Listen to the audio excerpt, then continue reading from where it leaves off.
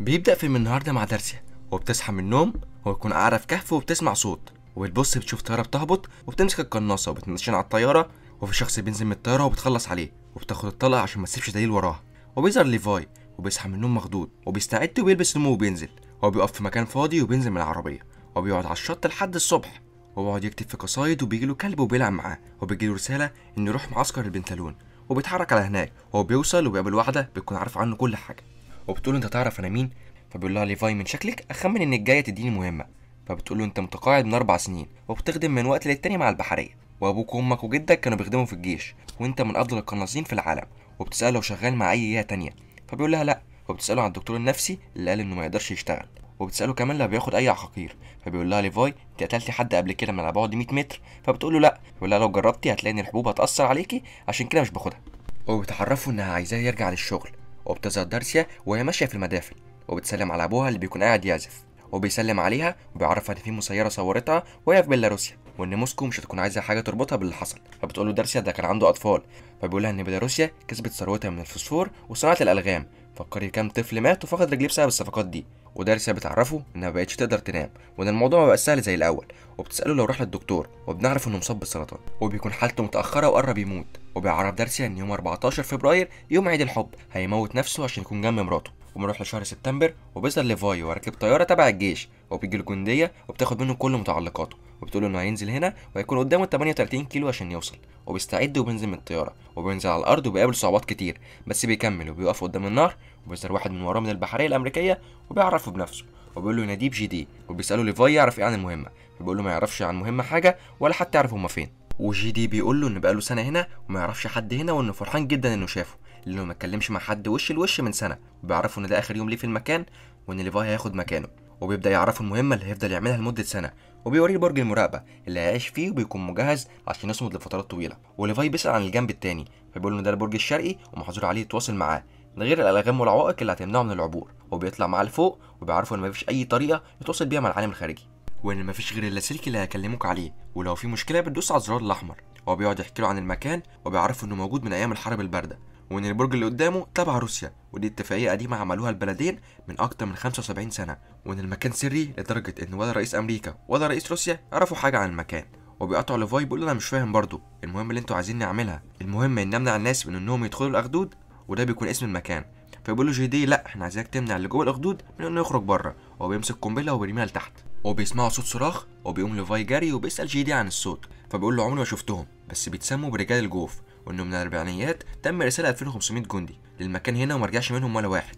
وبيجي تاني يوم وبيسلموا على بعض، وجي دي بيمشي وبيتحرك على المكان اللي الطياره هتاخده منه، وبيرمي قنبله دخان وبينزله الحبل وبيمسك فيه وبيطلع لفوق، وبيطلب منه الجندي انه يعرف بنفسه وبيشكره على خدمته وبيخلص عليه. وبعد شهر بيظهر ليفاي وبينزل يتفقد الاسلحه والالغام، وبيكلمهم في اللاسلكي وبيعرفهم بنفسه وبيأكد الرمز، وبيكون عايز يسأل سؤال بس بيقولوا الإجراءات تمت وبيقفله. وبيشوف المكتبة اللي جنبه وبيروح ياخد كتاب، وبيلاحظ كتابات من كل الناس اللي خدموا في المكان قبله، وبيقعد يقرا في المكتوب بس بتوقفه جملة بتقول وحدهم اللي بيتخطوا الحدود هم اللي قادرين يكتشفوا قدراتهم.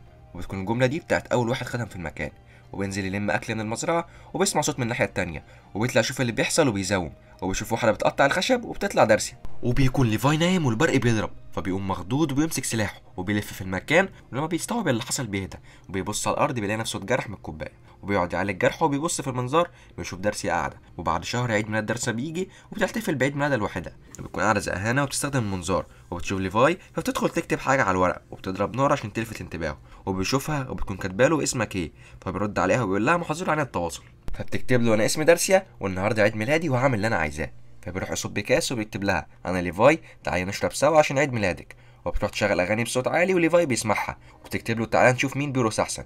فبيرد عليها بيقول لها انا اوحش واحد تشوفيه بيرقص في حياتك. فبتقول له انت ما بتعرفش تعمل اي حاجه؟ بيقول لها انا بلعب في الرمايه. بتقول له قد ايه؟ وتحط ازازه قدامها عشان يضرب عليها بس بيسيبها وبيدخل فبتضرب على الكوبايه بتاعته. فبيروح يجيب السلاح بتاعه وبيضرب على الازازه وبتتخض، وبيبص في المنظار بيلاقيها بتسقف له وبتحط الازازه فوق دماغها عشان يضرب عليها، بس فجاه بتهدى وبتقفل صوت الاغاني وبتطلب منه يبص لتحت وبيشوف الكائنات طالعه لعنده فبيضرب عليهم والالغام بتفرقع فيهم وبيرجع يكمل ضرب. ودارسيا بتطلع الآلي وبتضرب عليهم والوضع بيهدى ودارسيا بتسمع صوت عندها وبتكون مرعوبه وبتبعد بحذر، بس فجاه المخلوق ده بيظهر وبيحاول يطلع لعندها وبتضربه كذا طلقه عشان يموت وبتزقه لتحت وبيكون في منهم كتير. وليفاي بيضرب عليهم واللغم بيفرقع وبتتصاب دارسيا. فبيستخدم ليفاي الآلي وبيحاول يخلص عليهم، وبيكون في مجموعة بيحاولوا يوصلوا له هو كمان، ودارسيا بتقوم وبتساعده، والروبوتات بتشتغل ودارسيا بتتعب وبتقع على الأرض. وبيجي تاني يوم وبيظهر ليفاي وهو قاعد بيأمن الوضع، وبيشوف دارسيا وهي بتحاول تعالج نفسها، وبتكتب له ده أحسن عيد ميلاد، فبيقعد يضحك، وبيروح يحط لغم من جديد وبيصلح اللي باظ، وبيبص من المنظار بس فجأة طيارة صغيرة بتطير لعنده، ولما الروبوتات بتحاول تضرب عليها بتعطلهم وبتمشي. وبيعدي شهر كمان وبتشوف دارسيا شجرة الكريسماس، وبتلاقي ليفاي كاتب لها عيد سعيد، وبتكون فرحانة وبيبان ان علاقتهم بتتطور، وبيتواصلوا مع بعض طول اليوم وبيلعبوا شطرنج وبيغنوا والدنيا بتكون تمام. وبيجي شهر فبراير وبيصحى ليفاي على صوت صراخ، وبيتخض وبيخرج بس مش بيكون في حاجة، فبيرجع وبيقفل الشباك وبيتواصل مع دارسيا من ورا الازاز. وبتقعد دارسيا تعيط وبتكون زعلانة على ابوها، وليفاي بيسألها مالك، فبتقول اليوم كان صعب، يا ريت لو تعرف تكون معايا. وبيقعد يفكر في كلامها طول الليل، وبيقوم يجهز نفسه وبياخد معاه اسلحه، ودارسيا بتشوفه وبيجهز الحبل وبيربطه في قذيفه وبيضربها الناحيه التانيه. ودارسيا بتنزل جري وبتطفي النار وبتربط الحبل كويس، وبترجع بتلاقيه كاتب لها ايه رايك نقعد نتعشى ليله سوا، وبيجهز نفسه وبيبدا يعدي للناحيه التانيه، بس الحبل بيقف فبيكمل يدوي، وبيقدر يوصل، وبيلاقي دارسيا بتسلم عليه تقول انا عاملاك فطيره ارانب، وبيقدم لها ورد، وبيبص في عينيها وبيقول لها عينك اخضر مما كنت اتوقع، وهي بتقول ريحتك بشعه، وبتطلب منه يستحمى، وبيدخل يستحمى وبيخرج، بيلاقي دارسيا حاطه هدومه بعيد وبيجري عشان يلبسها، وبتكون دارسيا شايفاه في الكاميرات، وبيقعدوا يتعرفوا على بعض، وبتساله دارسيا عن ابعد قنص عملها، فبيقول له على بعد 3800 متر، فبتتصدم وتقول انت مصنف من اهم 5 قناصين في العالم، وبيكملوا كلامهم. وليفاي بيكون عايز يعرف حقيقه رجال الجوف، وبيدخل عليهم الليل، ودارسيا بتشغل اغاني وبترقص هي وليفاي، وبيكونوا مبسوطين. وبيجي تاني يوم وبيتحرك ليفاي على مكانه، بس الالغام بتفرقع والحبل بيتقطع، وليفاي بيقع، ودارسيا بتجري وبتجيب مظله وبتنط وراه، وبتنزل في الميه والموج بيشدها بس بتمسك في جذع شجره، وليفاي بيكون وقع في شبك عنكبوت ضخم، والعنكبوت بيقرب منه بس بيفوق وبيشوفه وبيضرب عليه نار، وبيقع والشجره بتمسكه وبتحاول تاكله، بس دارسيا بتوصل في الوقت المناسب وبتنقذه، وبيبداوا يتحركوا في المكان وبيسمعوا اصوات، وبيلاقوا رجال الجوف راكبين احصنه وبيحاولوا يخلصوا عليهم، بس ليفاي بيقدر يخلص على اللي عنده. ودارسيا بتتكلم معاه وبتقول له برايك هما بيهجموا علينا ليه، فبالله هم شايفيننا طعام. وبتبص دارسيا في الشنطه وبتعرف ليفاي ان الحبل وقع منها، وانهم صعب يطلعوا 500 متر، وبيتفقد ليفاي الجثث وبيشوف لبسهم يكون من الاربعينيات، وبيعرف دارسيا ان دول الجنود المفقودين، وبيكملوا في طريقهم وبيبقى الوضع مخيف، وبيبداوا يسمعوا صوت صراخ حواليهم وبيستعدوا، وبيدخلوا مكان وبيقفلوا على نفسهم، وبيكتشفوا انهم في كنيسه، وبيشوف ليفاي الجثث وبيقرب منهم، وبيعرف ان كل اللي في المكان ماتوا منتحرين. وفجاه بيسمعوا صوت حركه حواليهم، ودارسيا بتبص لفوق وبيهجم عليها عناكب شكلهم غريب، وبيقعدوا يضربوا عليهم نار وبيحاولوا يخرجوا من الباب، بس بتقابلهم الوحوش وبيتلموا على دارسيا وليفاي، وبيكون عددهم كبير ومش هيقدروا عليهم، فبيتفرقع دارسيا مكان في الحيطه وبيعدوا منه وبيجروا، وليفاي بيقول لها انهم مكشوفين ولازم يرجعوا للاخدود، وبيروح عند الباب ويفتحوه بيخشوا، وبيكون المكان مهجور ومتدمر، وبيتحركوا مع بعض بحذر لحد ما بيوصلوا عند اوضه وبيدخلوا، وبيكون مختبر وبيشوفوا اثار دم على الارض، وبيشوف ليفاي شريط مكتوب عليه ربنا يسامحنا، ودارسيا بتنادي عليه بتقول له انا لقيت مولد احتياطي، وبيشغلوا الشريط، وبتظهر دكتوره وبتقول انهم جم هنا بعد لما اوبنهايمر بدا في صناعه القنابل الذريه، وكان هدفهم انهم يصنعوا صواريخ بيولوجيه هدفها الدمار، بس حصل زلزال واتسربت الاحماض واختلطت معاهم احماض الحيوانات والنباتات، وهم دلوقتي بيحاولوا يسيطروا على الوضع قبل ما يخرج عن السيطره. وبيتحرك ليفاي ناحيه الكمبيوتر وبيبان عليه ان هو حديث، وبيفتحوا ليفاي وبيعرف انهم كده مش شغالين لحساب الجيش، ولكن شغالين لمنظمه بتشتغل على تطوير الجينات البشريه عشان يخترعوا جنود اقوياء، وبيلاقوا ملف مكتوب عليه الكلب الضال، وبيكون فيه صور ومعلومات عن الكلب الضال، وهو نظام تدمير ذاتي بيشتغل لو تم فتح المكان. وليفاي ودارسيا بيكملوا في طريقهم، ودارسيا بتاخد بالها ان شنطتها اللي فيها الذخيره مش موجوده، وبيفتحوا الباب وبيرموا قنابل دخان، وبيتحركوا بس فجاه بيقعوا، ودارسيا بتتسحب، وبيكون في واحد من الوحوش اللي بيسحبها وبتحاول تضرب عليه، وليفاي بيجري عشان يساعدها، ودارسيا ذخيرتها بتخلص، وليفاي بيوصل لعند مخبأ الوحوش وبينادي على دارسيا، وبتكون دارسيا متعلقه، والوحش بيقرب لعندها وبيشيل جذع الشجره اللي داخل جواها وبتقعد تصرخ، وبيحاول يقرب منها بس بتضربه وبتنزل، وبتزقه وبتجري وبتجيب حديده عشان تضربه بيها بس مش بيتأثر، وبيطيرها وبيقعد يجري وراها، وهي بتحاول تفاديه وبتمسك النار وتولع فيه بس مش بيموت، فبيوصل ليفاي وبيخلص عليه، وبيبص على اسمه بيعرف ان اول واحد جه الاخدود. ودارسيا بتسأل ليفاي عن مكانهم، فبيقول لها احنا في المنشأة الصاروخية والزلزال ضرب المكان هنا وبدأ التلوث، وبيعرف ان المخزن ده ممكن يكون المخرج الوحيد ليهم، وبيمشوا وسط الشيء ده لحد ما بيوصلوا عند شخص بيتنفس، وبيعدوا من عنده بحذر، بس دارسيا بتدوس عليه ويبدأ يمسك فيها، فبيساعدها ليفاي والوحش بيفوق وبيحاول يهجم عليهم، وليفاي بيقعد يضرب فيه بالسكينه بس بيمسكه من رجله، فبتحاول دارسيا تساعده، ولما بيقرب منهم بترمي عليه قنبله وبيولع، وبيكملوا في طريقهم لحد ما بيوصلوا عند جراج وبيشغلوا عربيه من العربيات وبينطلقوا، ودارسيا بتسوق وليفاي بيوجهها لحد ما بيوصلوا عند الجبل، وليفاي بيجهز الحبل، ودارسيا بتضرب على الوحوش بس سخرتها بتخلص، فبيروح ليفاي يضرب فيهم، وبيبداوا يطلعوا بالعربيه والوحوش بتكون وراهم، وفي واحد بيوصل لعندهم وبيمسك في ليفاي، بس بيقدروا يوقعوه، وبيكون عدد الوحوش كبير وبيهجموا عليهم وبيحاولوا يوقفوهم وبيفضلوا مكملين. وفي وحش بيخبط ليفاي وبيكون هيوقعه، بس بيمسك نفسه وبيخرم خزان البنزين وبيولع فيه، وبيطلعوا على الجبل وبيقطعوا الحبل، والعربيه بتقع على الوحوش وبيقدروا يرجعوا للاخدود وبيعالجوا نفسهم، وبيتفقوا يقعدوا في حجر صحي لمده 5 ايام.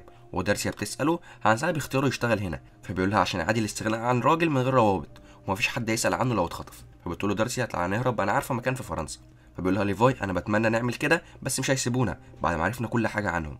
وبيستعد ليفاي عشان يرجع، وبيقول لها لو عدت 5 ايام من غير اعراض يبقى انت بخير. وبيرجع وبيعمل اختبار اللاسلكي وبيتكلم مع القائد وبتساله لو دخل الاخدود. فبيقول لها لا بس شفت طياره درون تبعكم هناك. فبتقول له انت عارف احنا بنعمل ابحاث عشان نخلي الجيش الامريكي لا يقهر. وبتساله لو لاحظ اي حركه في البرج اللي قدامه. فبيقول لها لا. فبتقول له طالما انت ما دخلتش الاخدود يبقى البرج اللي قدامك اللي دخل، وانا بامرك بتصفيته. وبتبقى القائد عرفت كل حاجه ومصوراهم. وبتكلم المساعد بتاعها وبتقول له ليفاي خرج عن طعنه وجهز القوات عشان يتحرك على هناك. وليفاي بيقابل دارسيا ويقول لها انا بحبك، وهي بتقول له انا كمان بحبك. بس بيسمعوا صوت الطياره وبيشوفوها، وبيطلب ليفاي من دارسيا تهرب، وبيطلعوا يجروا في الغابه. والمساعد بيعرف القائد ان دارسيا هربت وليفاي كمان هرب، والدرون بتجري وراهم وبتضرب عليهم نار، وبتوصل لعند دارسيا كمان. وليفاي بيقع على الارض بس بيقدر يوقع الطياره، وبيروح عند دارسيا وبتقدر توقعهم هي كمان. وليفاي بيقع على الارض بس بيقدر يوقع الطياره من بعيد، وبيكمل حركه بالعافيه بسبب الاصابه، وبيقعد في مكان عالي هو ودارسيا وبيجهزوا نفسهم. وبتشوف القائد المكتبه والكلام الموجود وراها، وبتلاقي ليفاي كاتب جمله وبتفهم انه عارف الحقيقه. وبيبدا ليفاي ودارسيا في تفجير المكان، وبتعرف القائد انهم بيلعبوا بيهم، والحساسات بتشتغل عشان تفعل الكلب الضال والمكان كله يتفجر. وبتركب القائد الطياره وتطلب من الطيار انه يطير بسرعه، والقنبله بتشتغل والمكان بيتفجر والطياره بتقع، وليفاي بيكون مصاب ومش قادر يجري والقنبله بتطيره في الميه. ودارسيا بتروح تقعد في كهف وتقعد تعدي الايام على الصخر، ولما بتعدي ال5 ايام بتعرف انها مش مصابه، وبتسافر فرنسا وبتروح المكان اللي كانت عايزه تروحه مع ليفاي، وبتفضل قاعده هناك لحد غروب الشمس. وبتفتح الجواب اللي ليفاي كان كاتبه لها وبيعبر لها فيها عن حبه، وبتقراه وبتعيط وبتسيب المكان وبتمشي. وبيعدي كذا شهر وبتظهر دارسيا وهي شغاله في مطعم على البحر، وبتلاقي ليفاي قاعد وكتب لها على ورقه انا عايز فطيره بالارانب. وبتروح تسلم عليه وبتقول له اتاخرت ليه. فبيقول لها اتصبت في الشغل. فبتقول له لو عايز وظيفه احنا عايزين عامل في المطبخ. فبيقول لها انا بارع في الرمايه بس. وبكده خلص الفيلم. يلا سلام.